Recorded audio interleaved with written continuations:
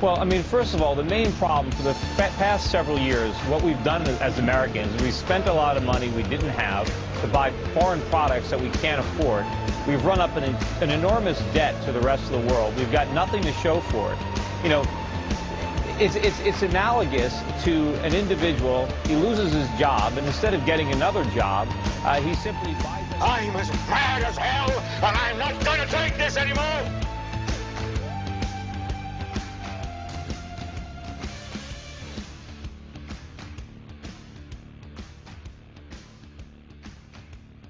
Welcome to the Libertopian podcast on April 25th, 2012. I am Chad, and I'm joined by Chris Smithson for the first time. What's up? Yeah. So Chris is with us for the first time. I know I've had a couple, and I've talked about Chris, but he hasn't been on yet. So glad to have him with us today.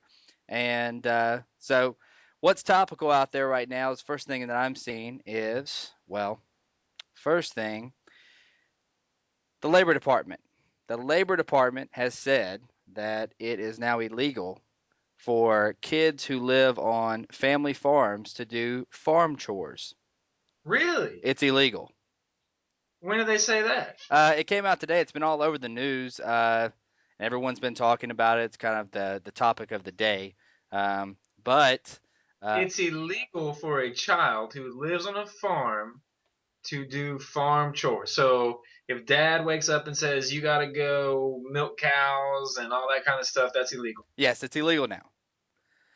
Now, is that a law, or is that just them saying it's illegal? Like, is it really illegal or what? That's the kicker. There is no law. You see, it's just the bureaucracy saying it's now illegal.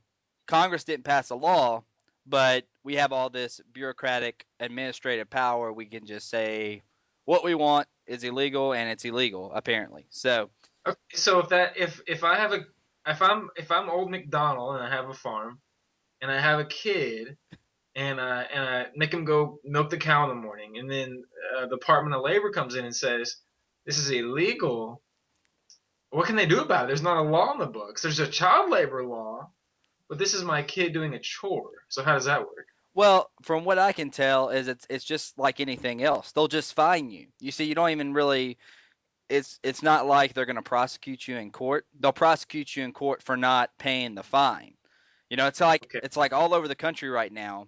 They'll go up. It's not illegal. There's no law against it. But they'll go, and if you're selling like raw milk or something out of your own farm, and you know, maybe you have like a farmer's market or something, and people can go there and buy raw milk. Right. They'll prosecute you for that, or they'll fine you for that anyway. And under what authority? Under the bureaucracy, man. That's how it works now.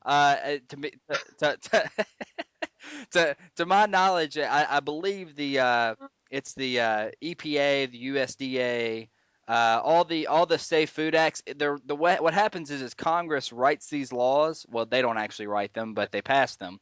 That are so broad and overreaching that, and the language is so broad that when it gets to the bureaucracy like the EPA or the Labor Department or the USDA, whatever it's at, the interpretation of that can be so wild that they can go out and do things under the name of this wide-reaching law. And so it gets to the point to where it's just ridiculous, which is why most people say we need to end those departments altogether because they're not constitutional in the first place. Let me stop you right there. Yeah. And ask you two questions. So I'm asking you. I have no idea about this. Was this something they declared today? Was it based on something that happened? Is it something they've already enforced? Did somebody already get fined and it was successful? Or they just come out today and say this is now something you cannot do? I believe it just came out today. I do not believe that it has been enforced yet. It was all over the Drudge Report this morning. Okay. I'm actually going to pull this up real quick just to see. It was also reported by the Daily Caller as well. Blah. Oh, this is good. EPA official crucify oil and gas companies. That's what we need. We can talk about that because that's pretty topical, and I can speak to that. Yeah, for sure. Yeah. Yeah, Chris, go ahead and speak to that a little bit. I mean, you can probably speak to it. I don't even need to pull the article up. You know what's going on there. Is that was the EPA, or what was who Yeah, was that? it's actually an EPA official. Okay. It says that EPA officials' philosophy on oil companies: crucify them just as Romans crucified conquered citizens. Can you believe this? Was that what he That's said? apparently what he said. Yes. Uh, Cru- cru- crucify them. Oh, okay. his name is. I'm gonna go back to. I'm gonna end up going back to this situation with the family chores and how that's despicable and evil. But before I do that, this is just hilarious. This guy, administrator. I always like how they call these people administrator. Administrator. They're not. If they're a bureaucrat, they're an Yeah. administrator. Even if it's an entry level bureaucrat, Yeah. you apply to be a fucking administrator. Yeah. They're not a. They're not a public servant because they don't serve the public. They rape the No, public. yeah, they're public. That's a good point. They should call them public rapists. Exactly. So okay, administrator Armendarius. He's foreign, and that's great. We're ran by foreign people too. That's Al awesome. Al Armendaraz is his name. Oh, Al Armendaraz, Yeah, that's his name. Uh, not Alan. and there's a video of this as well. I'm gonna try to find the video too, but he says, I was in a meeting once and I gave an analogy to my staff about philosophy of enforcement. I think it was probably a little crude and maybe not appropriate for the meeting, but I'll go ahead and tell you what I said. It was kind of like how the Romans used to, conquer villages in the Mediterranean. They'd go in a little Turkish town somewhere, they'd find their first 5 guys they saw, and they'd crucify them. And basically, he used that analogy as how they need to apply that same philosophy to how they deal with oil and gas companies. Okay. So, what is there a main complaint he has? I mean, he's EPA, so obviously he thinks pollution and stuff like that, I guess. Yeah, I don't really see where there's really a big complaint that he has. I mean, it would deal with pollution. You see, it's all about this Okay. this green fascism, Yeah. where Yeah. I mean that's really what it comes down to. He's just a Well, part of that system. oh, okay. Well, just coming from my experience, I'm a measurement while drilling engineer in the oil and gas field, and I'm pretty new at it. Less than a year, just under a year. So coming in as an outsider who knew nothing about the oil and gas industry other than they drill for oil and gas, and knowing that the EPA is always on them and trying to make them be clean, and people are always thinking that they're blowing up the environment. When you really go out and you look at a pad site, which is where they drill the wells, or even an area where they're doing a lot of well drilling, like where I work in Pennsylvania, they're all on mountains and stuff like that. The hoops that the oil company has to go through to drill an oil well are crazy, crazy. And by crazy, I mean expensive and ridiculous. And when they go into an area and they leave it, I'm going to say 9.9 times out of 10, they leave that area better than they started. And by that I mean they improve the roads, they replant trees. If they knock down trees, they replant them. They bring in more topsoil if it was washed away from them cleaning an area out. They plant food stock crops in an area if they plowed over stuff so that deer and things can eat them. I'm see. It's not things I'm told. These are things that I see on a daily basis when I'm out in the field working. There are electrical wires that run into the rivers that go down the mountain. And the first time I went to a rig site, I said, "Why the hell are there wires in the river?" And the guy driving me, he said, "Oh, those are for the EPA. Well, those are maintained by the oil company, so that if at any time one of those wires is a detector, if there's any kind of pollutant in that water and it goes off, we gotta fix that problem. We gotta stop doing whatever we're doing because that means there's some kind of pollutant we're putting off going in the water." At the same time, if they're drilling a well, there's only so many feet they can get a permit for. They can't go past that. They have to get a permit for every single well. There's just a lot of money, one, that goes into the government coffers from oil companies, and two, there's a lot they do to stay safe and to keep communities uh, pollutant free and all that kind of things. And then you see these things on TV or documentaries where they say, "Oh, they messed up our water supply. They fracked and did all this kind of stuff." In some instances that may be true. That may have happened. Um, but the EPA hasn't gone behind and done anything about it. So before you blame the oil company for things like that. Look at the EPA really before you look at an oil company. The oil company is a business. It operates on greed like any other business, and greed's not a bad thing. It motivates everything in your life. I don't care what you're talking about. It motivates every economic facility you deal with. So the oil companies are to make a profit at the least amount of cost, and that's how every company works. But the EPA, what is it? It's a bureaucracy. So what is its motive? Well, its motive is supposed to be to keep things clean and keep them good for the citizen, but it's run by bureaucrats who may or may not be in bed with the oil companies. So if you want to look at complaints about the environment and look at the EPA, look at what the EPA is doing about it, because hassling and finding oil companies is not going to fix it.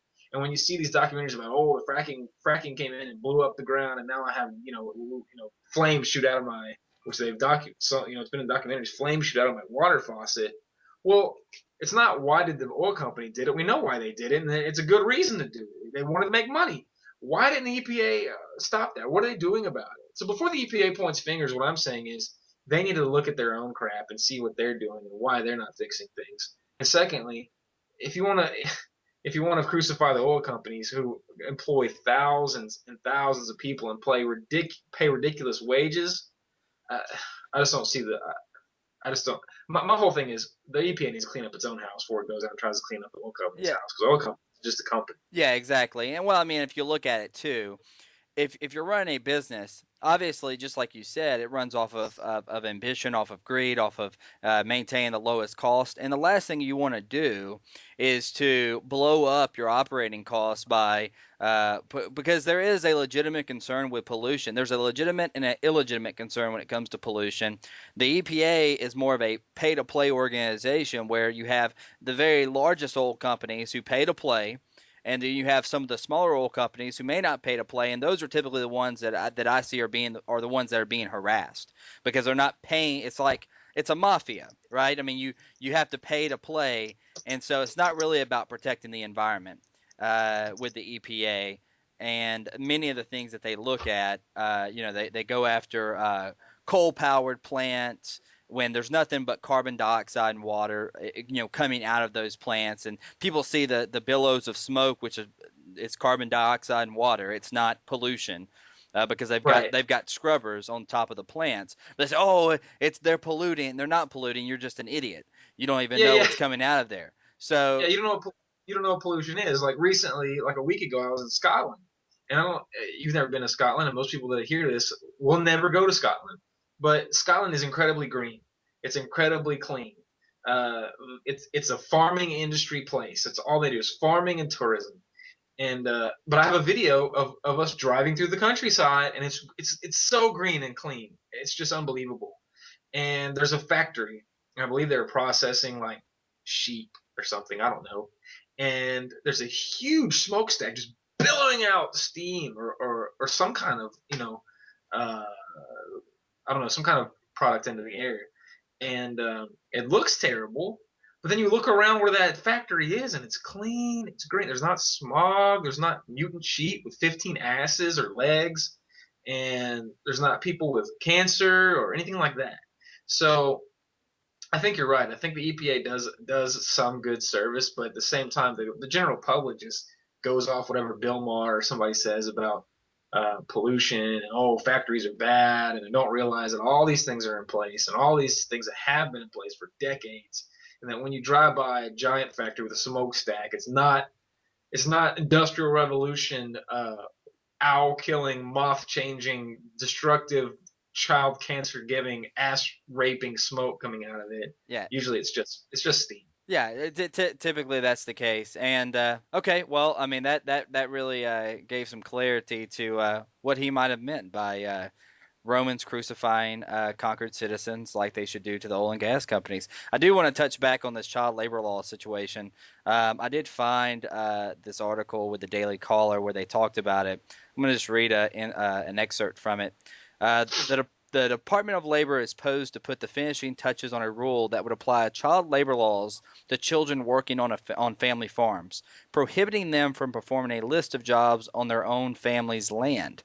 Under the rules, children under 18 could no longer work in the storing, marketing, and transporting of farm product raw materials. This is actually a quote from the State Department. Prohibited places of employment. Oh, this is a quote, but it wasn't from the State Department. This just says prohibited places of employment. A department press release read would include country grain elevators, grain bins, silos, feedlots, stockyards, livestock exchanges, and livestock auctions. The new regulations, first proposed August 31st by Labor Secretary Hilda Solis, would also revoke the government's approval of safety training and certification taught by independent groups like 4-H and FFA, replacing them instead with a 90-hour, you're going to love this, 90-hour federal government training course. So they're replacing 4-H with the Obama brigades. Where basically, we're going to train you to be basically, I don't know, a government informant. I don't know what that means. 90-hour federal government training course to train you to work at the federal government. Is that the only job that there's going to be at that point in time? Is a job with the federal government? I'm missing something here. You've read the article, I assume the whole thing. So is there a point in the article where they say why they did this? Was there a problem going on? Oh no, they don't. They don't need a problem. You see, it's just the fact of the matter is basically when it comes down to it, this is my perspective on it, and it's all tied to the situation with the raw milk, the situation with the attack on family farms. In fact, there's a new documentary film out that I actually would like to check out called Farmageddon, where it shows basically how the USDA, the EPA, all these organizations are attacking small farms, family farms. And, for instance, there was a guy in, I believe, Arizona that supposedly killed himself because he had too many chickens on his property. And it's not like the chickens were not maintained. Yeah. You saw that, right? Yeah. So it's the same. He blew his house up. Yeah, exactly. He moved there to start like a natural chicken farm or something like that. Yeah. And everybody in the community said he was a super nice guy. He would help anyone out, take the shirt off his back, help them fix anything they needed to. Just a good guy. Yeah. And something happened to where somebody was pissed that he had chickens in his house, or it was something like that, like on his land. And so he took it to court. He lost, and so the guy like blew his house up and killed himself. Yeah, because obviously for some of these people, that's their life, right? And so the reality is, I think this is all interconnected, where basically what you have is through lobbying. In fact, in this Farmageddon film that I actually listened to an interview with the documentary filmmaker, she said that or it wasn't actually her. It was actually one of the people that she had worked with who was a farmer who had to deal with some of these bureaucrats. And she said that basically one of the bureaucrats said, look, I know some of these, what we're trying to force upon you is ridiculous, but basically this is coming down. We're basically being forced by Big Agra to kind of crack down on these small farms. So basically what the bureaucracy is doing is they're not protecting the consumer from monopolies. They're upholding monopolies. They're trying to protect Big Agra from competition of the family farm. And so the Big Agra, that's what people don't get. They always see corporations. Sorry about that, guys. It appears that me and Chris got disconnected there. Let me try to get him back on the horn, and then we will continue.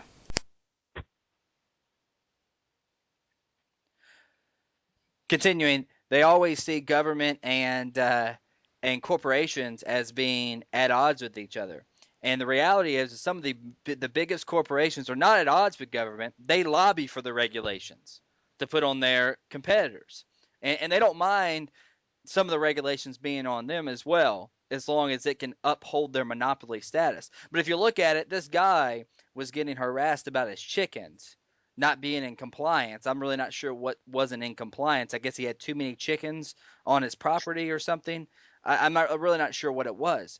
But the reality is that go into Tyson Chicken and see what you'll see. You'll see half dead chickens, shot up with growth hormone, looking like they can't even walk. They're just kind of hobbling around. They look like that turkey off of South Park, that retarded turkey. That you know what I'm talking about, and that's what they look like. But they don't get fines. In fact, if they do get a fine, they'll get one small fine. versus if they go into a small, chicken farm or something like that, they'll ding you for as much as they can possibly ding you for, and basically rape you because that's what they do. Just like you said before, they're what did you say, administrative rapist? Uh, Yeah. Government. What is it? Not government servants. Government rapists. yeah, basically that's what they are. They're government rapists. So, unfortunately, that is what is happening. Um, with the banning of the farm chores. They're trying to shut down the family farm and get everybody on the same reservation to eliminate your free choice to be able to either buy the products that you want to buy. If you live in a small community and you want to do business with a local farmer and buy, homegrown food, which is typically better for you than the mass-produced food. If you want to get into that type of holistic eating and stuff, you can't do any of that. We need you on the same reservation as everybody else, Right. basically. And the thing is, the question I would have to ask that bureaucracy would be, what exactly are you protecting me from? Because small time farms and gardens and things like that have been going on forever. So if I wanted to, buy two chickens, keep them in a pen in my backyard, and plant carrots, and have one cow, and subsist, or provide for my family on that, how is that more harmful than a giant conglomerate of Tyson or anybody else, raising huge amounts of chickens, and injecting them or feeding them who knows what, and raising them, in these horrible conditions, and feeding that to me? How I just don't see. I would have to ask them, how is that worse exactly, uh, than what I can do on my own? How is that worse? Because typically with anything that you look at in life, whether it be gold, pulling gold out of a mine, or diamonds, or fish out of the ocean, or anything, anything you can get closer to the source where it started is typically and generally better quality than it is on the fifth, sixth step down the line, because it gets diluted and whatever process and all those kind of things. You pull a fish right out of the ocean and eat it. Taste is amazing, amazingly different from when 3 months later you eat it and it's been frozen and shipped through a factory. So I understand the EPA and the FDA are supposed to be there to protect us from ourselves, basically. But in the end, they have way too much influence by outside corporations that whose interest is, and it's not their fault. The whole thing is government and certain people, and I don't want to say liberals because it's not just liberals, want to blame companies for being companies. If I run a small corporation, but let's say whatever, let's say if I run a corporation, and my job in my corporation, what we do is we sell chickens, and the government agency that regulates the selling of chickens is open to my influence, I'm going to use it. You can't fault me for that. It's not my fault that the government agency will allow me to place my own ex-corporate members on the board of that industry or become directors of that industry. It's not my fault. I'm going to do that all day long if it benefits me. Right. And I should be faulted for that because my main motive is profit, dividend, and investor relations. And that's what companies do. We shouldn't be shaking our fingers at companies. We should be shaking our finger or our fists at these government bureaucracies that are supposed to keep us safe, but kowtow to corporations, just like the FDA kowtows to pharmaceutical companies all day long. If you go into the FDA and you work there, more than likely you either have a background as an ex-CEO or some kind of officer for a pharmaceutical company, or you will end up working for a pharmaceutical company. It just makes no sense, and it's just hypocritical as shit that we let that happen. And we let these people come in on the news channels and say oil companies are bad, pharmaceutical companies are bad, farming companies are bad. Tyson is not a bad company. General Mills is not a bad company. They're not evil. Any company you can name, for the most part, is not run by Satan. It's these bureaucracies that are run by people who have no one keeping them accountable because they're not a company. What keeps a company accountable? Profit loss in margin or margin. So if a company sucks and doesn't do what's right, generally unless the government bailout, which is bullshit, comes in, they go out of business and they suck. But what happens if a Yeah. bureaucracy, if a department of the government sucks at what they do? What happens to them? Nothing, because they operate free will. They have carte blanche because they run on taxpayer money. And so at the end of the day, you can argue all you want, but at the end of the day, more government, bigger bureaucracies are not better, especially when they. The problem with the bureaucracy is this: if you put a bureaucracy in place, it's gonna look over chicken manufacturers or farmers. Then who's gonna police the chicken manufacturer police?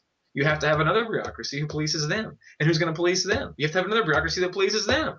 So this is all your argument for free market, because the free market, what does it do? It polices itself based on failure and success. Yeah, you're 100% right there. And I mean that it's been proven time and time again that the market is able to sort these things out better than any government bureaucracy, because people will get to decide. See, that's the problem. In fact, the founders knew this as well, that there will always be certain companies, certain people, certain individuals that rise to the top of society. There will be certain, they called it the natural aristocracy, that would rise to the top, right? There's a difference though, because some especially Republicans and conservatives actually don't have a problem with having government help maintain that natural aristocracy. Versus if you look at classical, liberalism or libertarian thought, the idea was that natural order and those people who rise to the top have to constantly justify their existence there. They can't be held up there by some government bureaucracy. They have to be allowed to fail and to compete. And and at the end of the day, and people say, well, we had monopolies before the government got involved. Well, if you hold on a second, before we even get into that, if you look at the original antitrust laws, everyone thought that Theodore Roosevelt was some sort of savior, that he was coming in, he was for the average man, he was going to come in, break up these monopolies. But the reality is he was beholden to just another corporate interest, namely J.P. Morgan. If you look at the history behind it, J.P. Morgan had a vested interest in British Petroleum, which was a new company at the time, and they had a vested interest there. So what did Theodore Roosevelt do? He broke up Standard Oil, and then it helped J.P. Morgan and BP in the process. But everyone said, "Oh, he broke up the monopoly. Everything is fine and dandy." But the reality is that if you look at history, and if you look at even before all these government regulations, government and through mainly the banking industry was still heavily involved in incentivizing and taking care of certain business interests, and basically led to monopoly capitalists instead of regular free market capitalism the way that the founders intended it to be. So there's a problem there. And so when you look back through history, that's a part of history that no one knows. So the first thing they say is, well, the free market, if left to its own devices, will automatically you'll have monopolies and people will be abused. But the reality is if you look back through history, in every case where there's been a monopoly, or companies have stifled out all competition, there's no competition for that company, in almost every case they were the benefit of some government contract or some situation like that. Because when a company like that, like let's say, your Union Pacific Railroad, when they get big enough to influence corrupt politicians, it's not the company's fault. It's the politicians' fault for taking the bribe or the votes or whatever, unionized votes that Union Pacific has or whatever, to enact laws that benefit Union Pacific. And it's just like before our time, there used to be, I forget the name of the department, but in the trucking industry, which was largely influenced in the 1920s by unions, there were only so many. This is not true anymore, but there were only so many licenses for trucking that could be given out, and they were regulated by a department that was directly influenced by the trucking industry.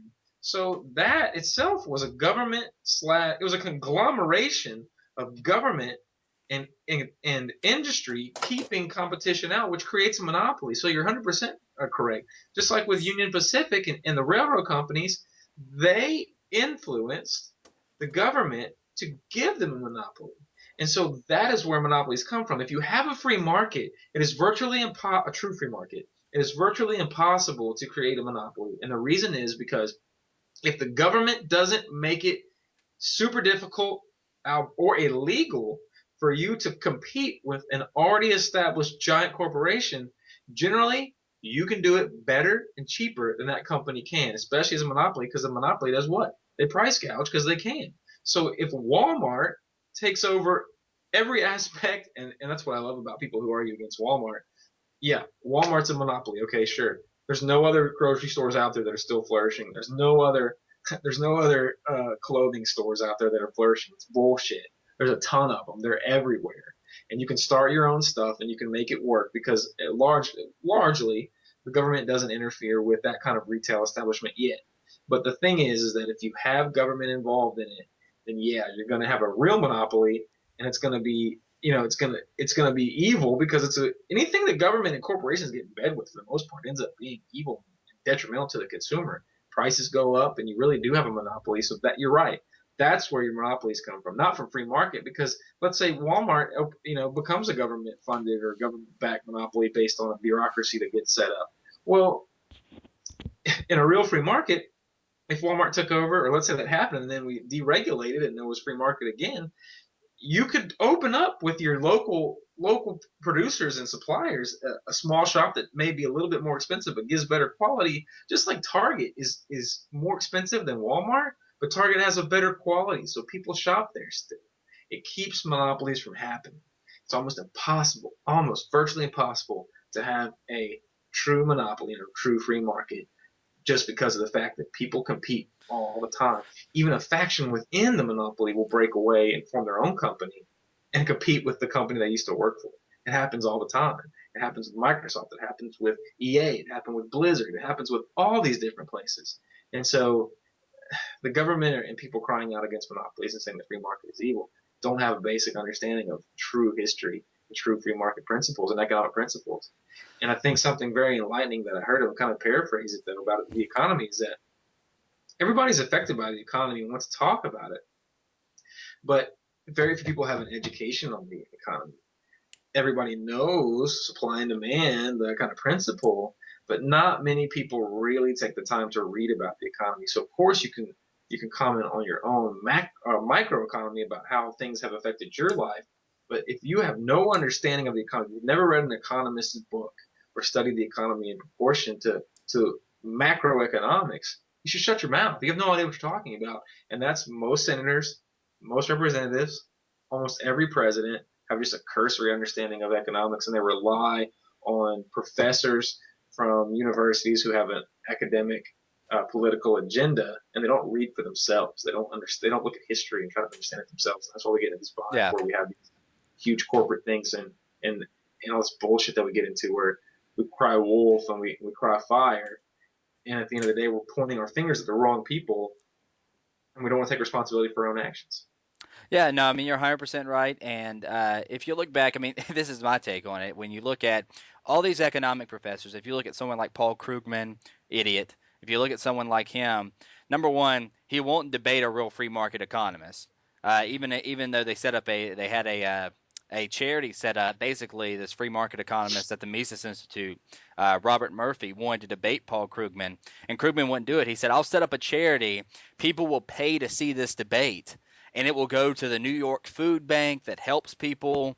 And Paul Krugman wouldn't do it because they don't want to be challenged. They get Right. every single bit of their macroeconomic theory they get from one man, John Maynard Keynes. And he's the hero, he's the star, he's the one that that saves us from depressions, even though the Great Depression happened underneath this man's theory. The fact that the 1970s depression happened underneath this man's theory. The late 90s tech bubble burst happened underneath this man's theory. The early 2001, which is part of the stock market tech bubble deal as well, and then also obviously the real estate bubble happened underneath it. You always have this constant problem where basically every macroeconomic textbook that's written from that point of view, and you have these professors that can't think on their own, that don't use basic logic, and they sit there and they read that, and it's like basically the Federal Reserve is our savior. The Federal Reserve ended the business cycle, and it's just lies and propaganda to uphold that institution, which has been proven time and time again that it is an absolute epic failure. I do want to touch on this other thing that I just noticed, and it's funny to me now that this is more on the political side. Obviously, Rick Santorum has dropped out of the race. Newt Gingrich will drop out next Tuesday. Mitt Romney obviously is still in, and Ron Paul is still in. The mainstream media is finally admitting that Ron Paul won Iowa, won Iowa. Maine. Yeah, they basically had just finished the delegate counts of the final delegate counts of Iowa, and Ron Paul actually did win Iowa. He won almost every single delegate out of that state. And the mainstream media, really MSNBC is covering it. Even Fox News had to admit it as well, that basically he won those delegates. And so now it is looking more and more and more like there will be a brokered convention. Even though they're saying that Romney is going to win, when it comes down to the delegate battle that will ensue at the convention, it looks like that Ron Paul is really in the catbird seat, and he will possibly have a run at it. If not, it could be very close, and it's going to be a lot closer than a lot of people think. So the mainstream media is reporting that, and I think it's going to surprise people. And this is my hope from it, that if we, at the minimum, have a brokered convention where they say Ron Paul had X amount of delegates, coupled by the fact that we have YouTube, we can collaborate all the videos where the mainstream media said, oh, these are the delegate counts, Ron Paul's not doing very well, basically lying to everyone because they didn't know what the real delegate counts were, and basically discredit them all together. Because if it comes down to it and there really is a brokered convention, there's not that they have to be discredited at that point in time. They've simply lied and played the American people for a fool when it came to this election cycle. Everything they could do to cut Ron Paul out of the mix, they have tried to do up to this point. Yeah, the thing that really frustrated me was I didn't really understand at first, like probably most Americans, and the difference between me, and I hate to bash them because hopefully we're going to get a lot of people that don't usually support Ron Paul to listen to this, but the difference between me and I would say most Americans is that when I hear something like, Ron Paul is losing and he's terrible and he has no chance, and then I go and I look and I research Ron Paul and he's saying something completely different. His supporters in his camp are saying we're ahead in the delegate count, we're second or first in the delegate count, we're doing great. I investigated, and that's what sucks about America right now is that they just take what's fed to them from the media and just assume that it's true. And so what's been really frustrating to me is that when that happened, when they kept saying, oh, Mitt Romney has 4,000 billion delegates and Ron Paul has 4. And then Ron Paul comes out and says, I have this many delegates, and I don't know what they're talking about. If you look into the strategy of Ron Paul, you have to real understand caucuses and primaries and realize that just because somebody wins doesn't mean they get all the delegates. They can win the vote. And if it's a certain type of caucus or primary, they don't win all the delegates. It's whoever stays after the vote's over. Then delegates are selected by the committee, the Republican National Committee or whatever in that area that votes on it. So if 100 people stay behind for Ron Paul and 3 stay behind for Romney after the voting's over, guess who's going to become a delegate? Ron Paul. His supporters become delegates. And so what really blew my mind and has consistently blown my mind is that on every news station I've watched, after somebody, Romney or be it Gingrich or be it any one of them, Ron Paul has won a state, they assign almost every delegate in that state to the winner of that race. And it kills me. And they have this inflated, completely wrong delegate count. And people that I used to respect in news go along with it. They say, oh, yeah, so it appears that Romney has 1,200 delegates. Ron Paul has 50. And I'm like, the delegates haven't been selected yet, you moron. They have to be selected, sent off to the state vote, and then they become a real delegate, and that hasn't happened yet. So just because there was a vote and it was non-binding means, pardon me, fuck all. It doesn't mean anything. It means shit because no one has been selected yet. You have no idea. And they forget that Reagan did this largely to some extent. Back when he was first elected, he had the same strategy. And so he blew people's minds at the end of the day. And so, yeah, it's a huge deal. And what also blows my mind is that people let the media influence them by them just saying it started from day one that Romney's going to win. He won this state. He won that state. He won this state. And then the Republican National Committee, shame on them. And I'm not a supporter of Republicans at all. And I used to be, just like you were, Chad, huge Republican, set in my ways. And I started really thinking about things and looking into things and discovered a lot of stuff that doesn't make me want to be that way. But shame on them for doing backhanded things like in Maine where they shut down the precinct or the whatever you want, the district that Ron Paul was going to lead in the most for snow in Maine. No other district was shut down in Maine, and it didn't even snow 3 inches. So they shut it down so that no one could vote for him. And that happens across the board. If you think that's the only time it ever happened, you're fooling yourself. And so now they have to come out and say, oh, Ron Paul won this, Ron Paul won that. Well, why wouldn't they say that up front? And here's why. Because America loves winners. And so when the media picks a winner and says, Romney's in the lead, Romney's going to win. He's no way. He's the preemptive winner. He can't be defeated. He's on top. He's going to win. He wins this state. He wins that state. He won Maine. He won Iowa. Well, guess what happens in the next state?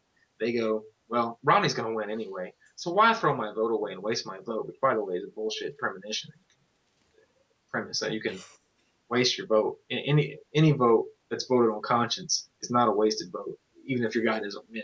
So Romney's going to win, so I might as well vote for Romney because Romney won all these other states. Well, guess what? You just got bamboozled. You just were told what to vote for. You didn't really vote. You just were told what to do. Yeah, you wasted your vote. Basically, you wasted your vote. Yeah, exactly. You wasted your vote because you didn't vote on conscience. You voted on what was told who was going to win. So I've seen it on Facebook. I've seen it elsewhere. Well, now we got down to one guy, so we only need to throw our support behind him because he's going to be the winner, and that's what we should do. And it's complete crap. It's not how it's supposed to work. And people are led by their nose all day long by the mainstream media of who should win, and it should infuriate. It infuriates. I'll be driving to a rig site, listen to my satellite radio on Fox News, and I hear Shepard Smith or some other person say, Mitt Romney wins this area, and at the same time I know it's not true, or the delegate count is this, and it burns me up. I want to punch my dashboard in half and karate chop my Jeep into 2,000 pieces and throw them off the side of the mountain when I hear that, because I know that there's people sitting at home, like my parents and older generations and baby boomers, who are just taking a huge chunk out of that apple. They love it. It tastes so good to them, and they just believe it.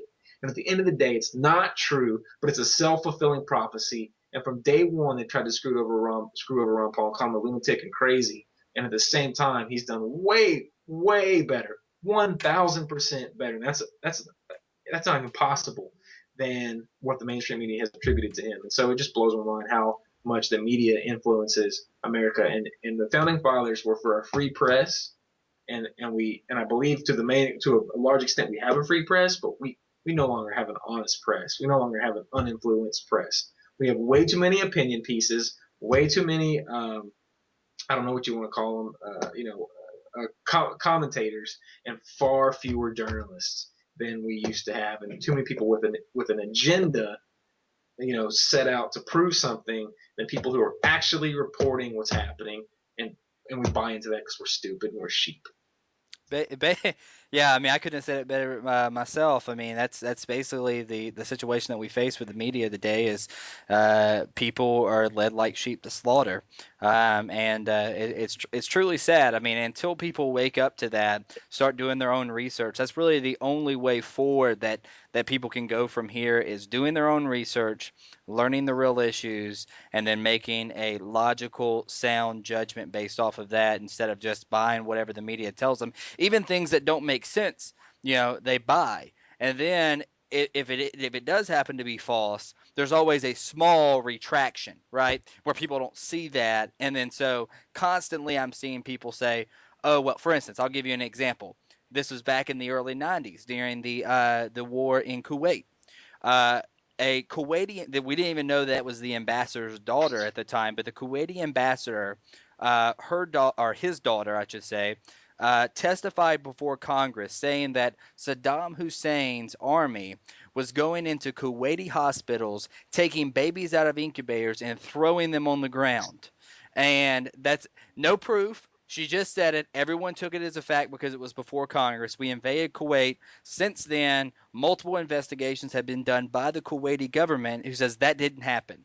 Even the same girl has come out saying, I lied. Basically, I saw one incubator that was open. I never saw any babies on the ground. The soldiers weren't even in the hospital. And so it was just a complete fabrication, a complete lie. But most Americans don't know that. If you ask most Americans who maybe followed that war very closely, which I was young at the time, so I didn't really follow it, but if you ask some older Americans about it, saying, hey, do you remember them saying that Saddam Hussein was throwing babies out of incubators? Yeah, it was horrible. He was going in. He was a monster. He did this. And I'm not saying that Saddam Hussein was good. People think in two dimensions like that where, oh, well, you're saying America's bad here, so you're saying Saddam Hussein's good. No, I'm not. I'm saying that both can necessarily be bad, but lying is bad too. So if someone is lying about it, then that's wrong. And the reality is that it's come out since then that that didn't happen. But for whatever reason, the media doesn't report on that. It's always hidden. Luckily, with the internet, it's easier for people to find out the real history, the real information. People ask me all the time about, all these different documents and stuff that I talk about, or if I say, hey, the government did this. No, they didn't. The U.S. government you're unpatriotic, or whatever the case is. But I said, no, here's the government report. I'll print it out for you if you want it. It's actually released. It was released declassified in X year. And, hey, you can have it if you want. No, I don't want to see it. No, why don't you want to see it? Well, I don't believe the government would do that. So you're choosing not to believe the truth. You're choosing, even the government admits it. See, they admit to you that, hey, we did this. We shot Guatemalans up with syphilis as a scientific experiment in the 1950s. I'm sorry, we did it. And they're like, I don't believe it. Well, they just told you they did it. I don't believe it. You're choosing to go along with evil for your own sake because you can't admit to yourself that you previously supported something that was evil. By doing that, you would have to have some sort of moral, conscience about you, where you would have to have a moral debate and say, "Oh man, I can't believe I supported that." And it really takes someone who is in line with true moral principles to be able to do that. I think that's why you see some people who say, "Hey, look, you know what? I used to believe this. I was wrong." It takes a big person, I think, to do that, and a lot of people just simply are not prepared to do it. I think the main problem that goes behind that, because I've run into the same things that you've seen it with arguments I've had with people. I've run into the same things where I say, "Here's the proof," and they say, "I don't want to see it," or "I don't believe it," or "You're unpatriotic," or whatever. You really hit on it, but I think what's behind all that, what's behind everything like that, is that America as a whole is the most prosperous nation that has ever graced the face of the earth, or cursed the face of the earth as it's becoming now, with who we kill all the time. But regardless, we're so wealthy and ungrateful for that wealth. Easy wealth breeds laziness. And so people right now in America, for the most part, are morally lazy. Because if they believed the things that are true, the evidence that is given to them by the government itself and the media itself, when it has to retract things and say, oh, Maine was won by Ron Paul, or Iowa was won by Ron Paul, or we did do the Guatemalans, or we did invade Iran under false pretenses, and whatever it may be. If we believe those things and actually respond to them in appropriate amount of outrage to those, we have to do something about it. And that's where the laziness comes in. People would much rather believe that they can wave their red, white, and blue flag over their heads, think that everybody that's in the government is great, think that government is efficient, think that whoever they elected into office is doing what they need to do on a daily basis and has their best interest at heart. Because if they do that, they don't have to do anything to change it. And they can sit at home, come home, and eat their TV dinner and watch TV, play a video game, and go to bed, and not read a book, and not speak out about it, and not run for office themselves to change it, and not protest. And so it's much easier to go along. Only dead fish swim with the flow. Dead fish don't swim downriver. I mean, live fish don't swim downriver, because what will happen to them eventually is they'll go out to the ocean and die. Only people that are truly not lazy fight against these things. Same thing with the fish. They swim upstream. So that's at the basis of America is laziness, and that's what all this complacent success has bred, and it's dying down because we're not going to be successful forever because we're going to bureaucratize and regulate ourselves out of prosperity. But that's where it comes from, and that's why people, when you say to them, government did this, and they say no, it's because the alternative means that they would have to be outraged, and outrage demands action. You can't be outraged and sit on your hands. It just doesn't happen. Think of any situation in your life when you were outraged or super upset that you did absolutely nothing or said absolutely nothing about it. There's not going to be one because it's not in human nature. It's not in your moral nature to not do it. And that is the problem with America. It's laziness. It's moral laziness. And we fool ourselves on a daily basis into thinking or believing whatever the government and the media want to tell us. And it's because of that reason. Because if we didn't, we'd have to do something about it. And that would cost us time, money, and maybe our lives. And no one at this point in time is willing to do it. No, you're 100% right. I couldn't have said it better myself. Moving on, I do want to touch on one more article. We've had a long little discussion here. This is longer than most of the other podcasts I've done combined. So it's gonna be a nice little podcast for our listeners. Moving on here, this last article that I want to talk about is about the TSA, my favorite subject in the world. It is always interesting to talk about the potbelly pedophiles that work at the TSA and like to grab little children. This lady, or I think it was actually a young girl. I'm sorry, lady. She's a 7-year-old. Dina Frank, 7-year-old with cerebral palsy, gets rigorous TSA pat down. Family misses their flight over the incident. And so I'm going to read a little excerpt from this article that I'm looking at right here, just to kind of tell you what exactly the family said regarding the situation, because they've actually been through this before, but they said this time it got worse, and there's a reason why it got worse, I think. And let me just read this part. Joshua Frank is her father. This is what he had to say. Joshua Frank is the latest to criticize the TSA over the screen policies, joined celebrities such as, I'm not sure who that person's name is, it's another foreign name I can't pronounce, who suggested the TSA agent who patted his daughter down must have been a lesbian over the way she was handled by the agent.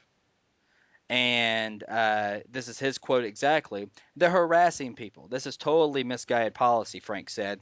Yes, I understand that TSA is in charge of national security and there's all these threats. But Dina, his daughter, to be singled out is just crazy. And he's 100% right. It's just crazy. But what disturbed me the most is they've been through this before. They should have complained before because their daughter was patted down by a non-sworn peace officer, had no probable cause to do so. She's a minor. She obviously has cerebral palsy, which also adds an emotional factor into it as well. But the fact of the matter is, he didn't really go into detail on what she did on the pat down, but based off of what he said about she must have been a lesbian over the way she was handled by the agent.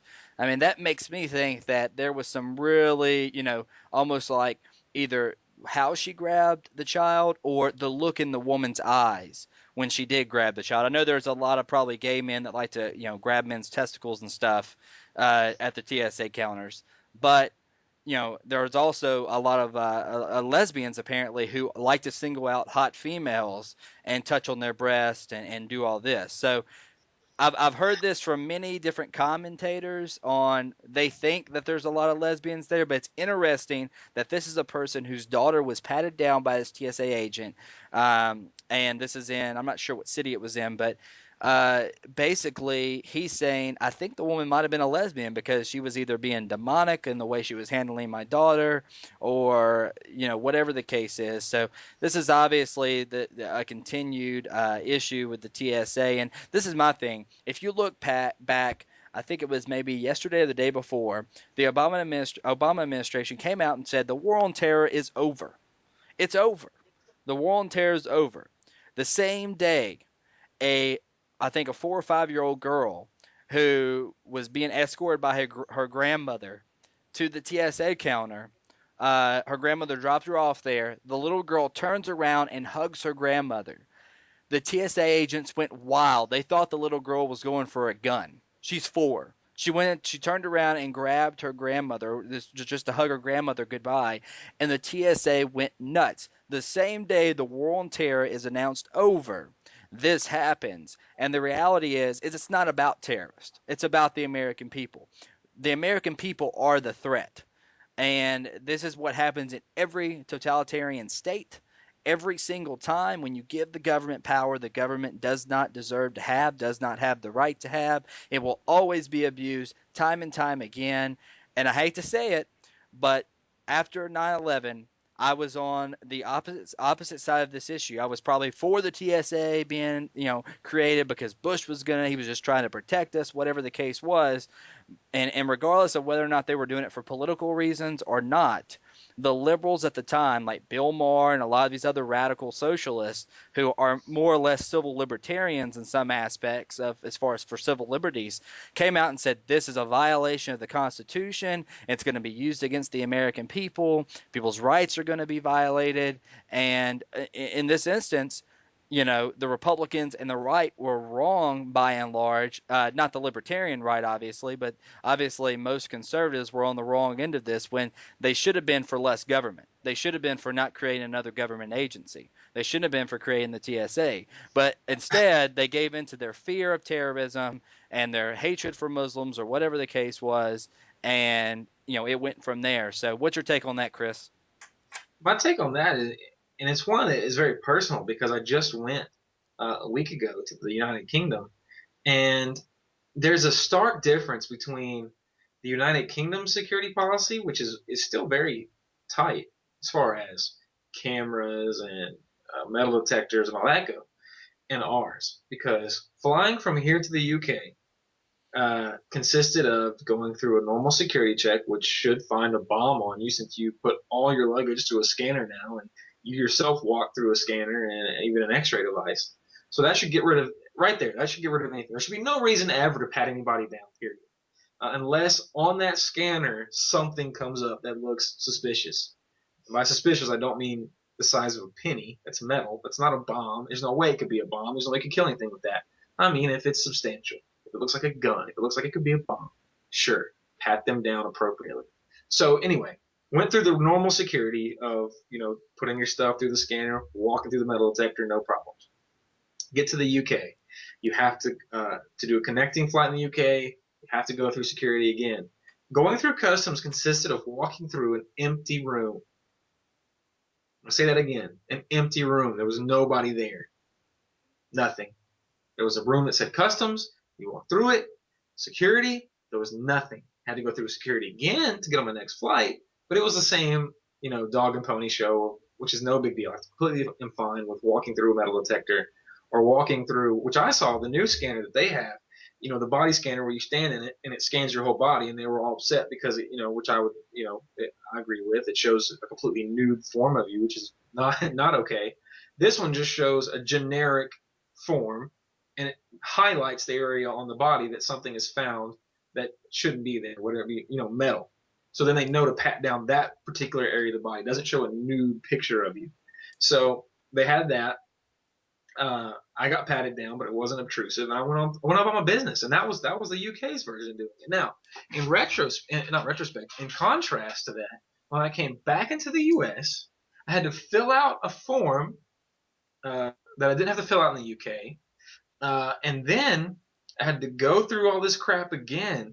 And the biggest contrast was not only the fact that I had to fill out a form, but I had to fill out, and I had to go through security like twice, as stringent as over here, but and by that I mean more checkpoints. There was probably 3 checkpoints.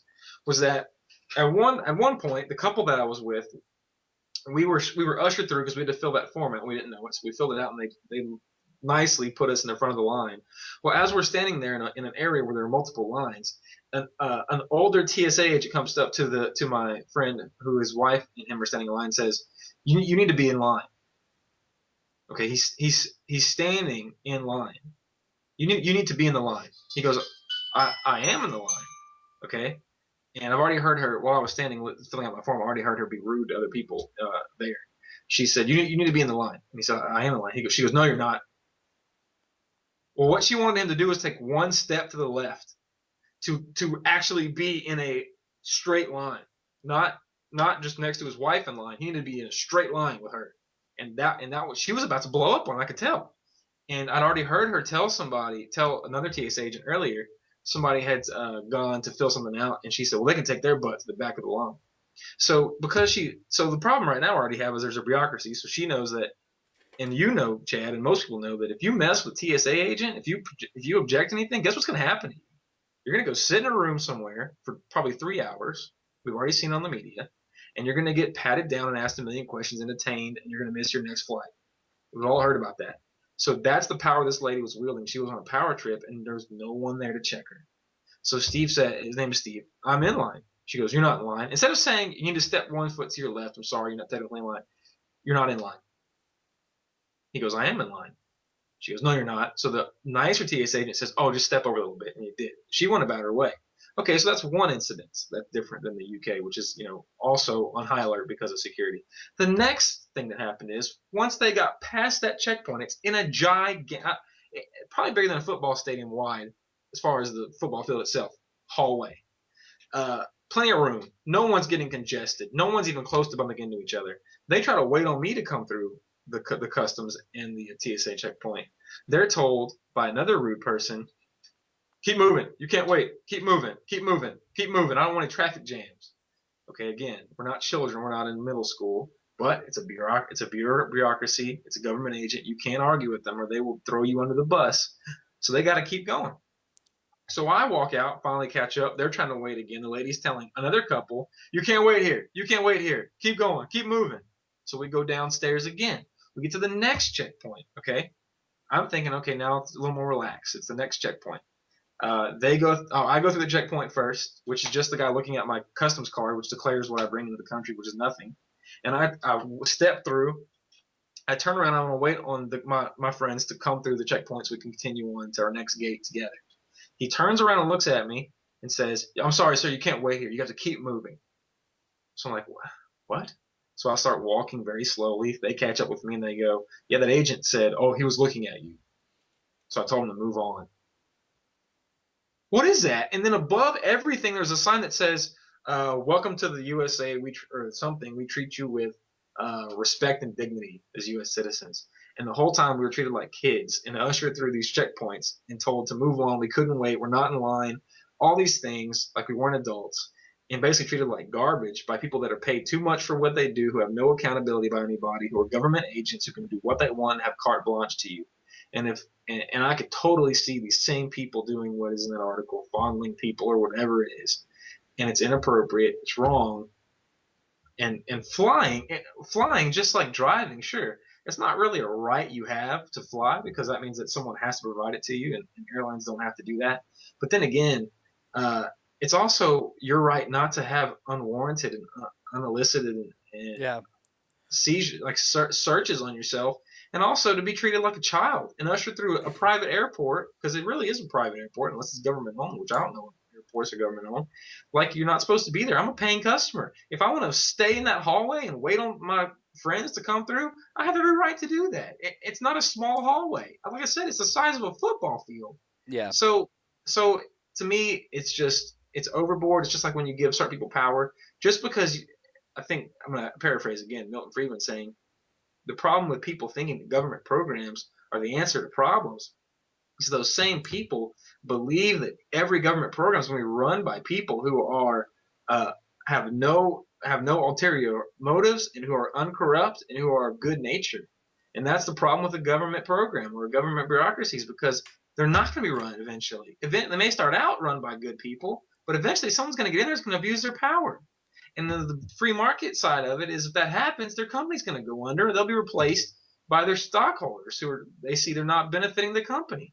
So that was what I ran into, and we were offended. I was generally offended by that, and I actually yelled crap at the lady that told them to move on, because they started to stop later down the stairs, and I was like, "Nope, you can't stop on the stairs. Move on down the stairs, or we're all going to die, because we can't stop on the stairs to wait for people, because we all might die. Might be terrorist stairs. It might fall down and kill us." So it made no sense to me, and it was completely the UK agents were far nicer than the agents that we ran into in our own country that were supposed to treat us like full citizens. and they treated us like we were garbage, like we were, we weren't even people, like we were dogs or cattle herded through a cattle chute. Yeah. Well, I mean, and Chris, this is just the introduction into the 1984 society that we currently live into, where, ignorance is strength and the whole 9 yards. But just a few things on what you said there. There are some instances where, and I actually think in most states, most major airports are actually owned by that state, not by the federal government, by that state. And the TSA is actually invited in by that state. However, the Constitution still applies to any federal agent, any federal bureaucracy. They're still held bound by that Constitution, and you're 100% right. It is a violation of the Fourth Amendment, illegal searches and seizures.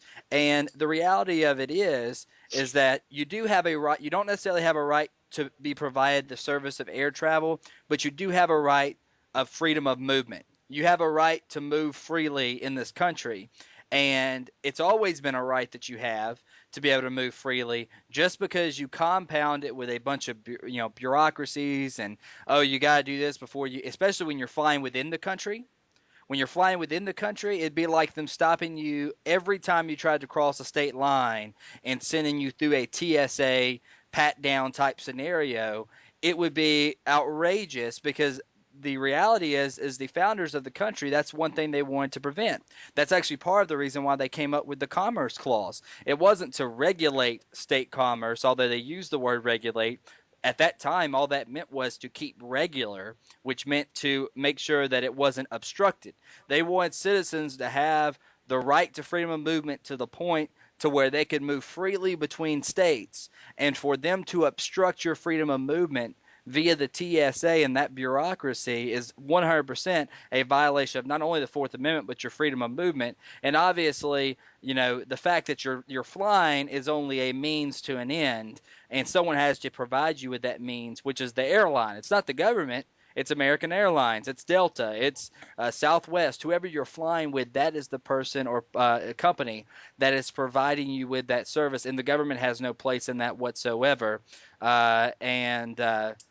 Basically, like I said before, this is just another introduction into the 1984 hellish society, where you're basically told, "Hey, we're gonna stick our hands down your pants." There was in fact, there was a senator, I forgot what the name of the senator was, but he said that he gets punished by the TSA every time he goes on official business to the Capitol. When he flies from his home state to the Capitol, they pull him aside and they literally crush his testicles. I mean, they just give him a heave-ho. They want to know what he's got down there, apparently, and they think it's a bomb. So they really want to protect us from our own senators who could be carrying a bomb in their testicles, apparently. And so it's frankly insane. Wow. And all right. Well, we had a pretty eventful conversation there. We touched on a lot of subjects today. Pretty much at a time. Hopefully, I'll be able to get all of this uploaded to YouTube, or at least I'm going to try to.